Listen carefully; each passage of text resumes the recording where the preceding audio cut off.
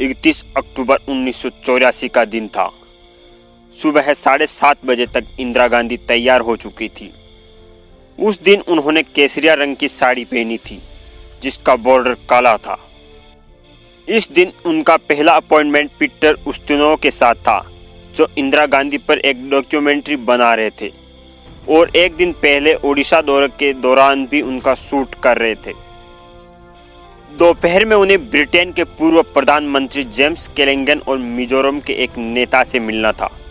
शाम को वो ब्रिटेन की राजकुमारी एन को भोज देने वाली थी। उस दिन नाश्ते में उन्होंने 2 टोस्ट, सीरियल्स, संतरे का ताज़ा जूस और अंडे लिए थे। नाश्ते के बाद जब मेकअप मैन उनके चेहरे पर पाउडर और ब्लेजर लगा रहे थे तो उनके डॉक्टर केपी माथुर वहां पहुंच गए। वो रोज इसी समय उन्हें देखने पहुंचते थे। उन्होंने डॉक्टर माथुर को भी अंदर बुला लिया और दोनों बात करने लगे। उन्होंने अमेरिकी राष्ट्रपति रोनाल्ड रीगन के जरूरत से ज़्यादा मेकअप करने और उनके 80 साल की उम्र में भी काले बाल होने के बारे में मजाक भी किया था। 9:10 पर जब इंदिरा गांधी बाहर आई तो खुशनुमा धूप खिली हुई थी। उन्हें धूप से बचाने के लिए सिपाही नारायण सिंह काला छाता लिए हुए उनके बगल में चल रहे थे। उनसे कुछ कदम पीछे थे R.K. धवन, उनके पीछे थे इंदिरा गांधी के निजी सेवक नाथूराम, सबसे पीछे थे उनके निजी सुरक्षा अधिकारी सब इंस्पेक्टर रामेश्वर दयाल। इस बीच एक कर्मचारी एक टी शर्ट लेकर सामने से गुजरा जिसमें उस्तिनोव की चाय सर्वे की जानी थी। इंदिरा ने उसे बुलाकर कहा कि उस्तिनोव के लिए दूसरा टी शर्ट निकाला जाए। जब इंदिरा गांधी एक अकबर रोड को जोड़ने वाले विकेट गेट पर पहुंची तो वो धवन से बात कर रही थी।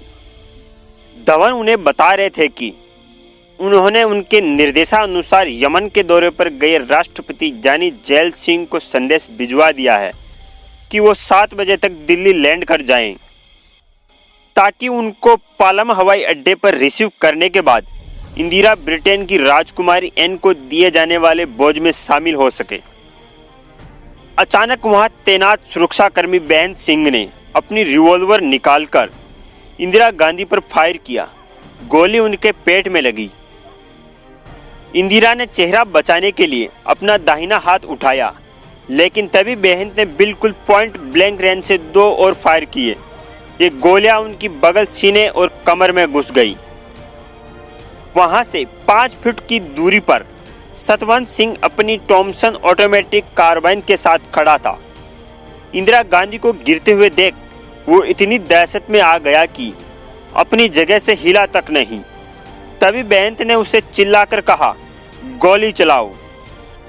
सतवंत ने तुरंत अपनी ऑटोमेटिक कार्बाइन की सभी 25 गोलियां इंदिरा गांधी के शरीर में डाल दी। बेहंत सिंह का पहला फायर हुए 25 सेकंड बीत चुके थे और वहां तैनात सुरक्षा बलों की ओर से कोई प्रतिक्रिया नहीं आई थी।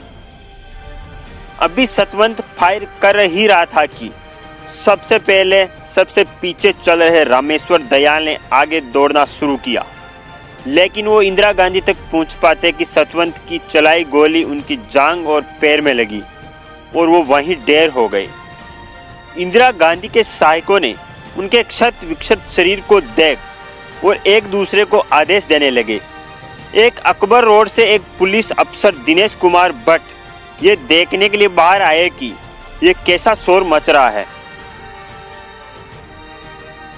उसी समय बेहंत सिंह और सतवंत सिंह दोनों ने अपने हथियार नीचे डाल दिए। बेहंत सिंह ने कहा, हमें जो कुछ करना था हमने कर दिया, अब तुम्हें जो कुछ करना है वो तुम करो। तभी नारायण सिंह ने आगे कूदकर बेहंत सिंह को जमीन पर पटक दिया। पास के गार्ड रूम से आईटीबीपी के जवान दौड़ते हुए आए और उन्होंने सतवंत सिंह को अपनी घेरे में ले लिया। हालांकि वहां हर समय एक एम्बुलेंस खड़ी रहती थी, लेकिन उस दिन उसका ड्राइवर वहां से नदारद था।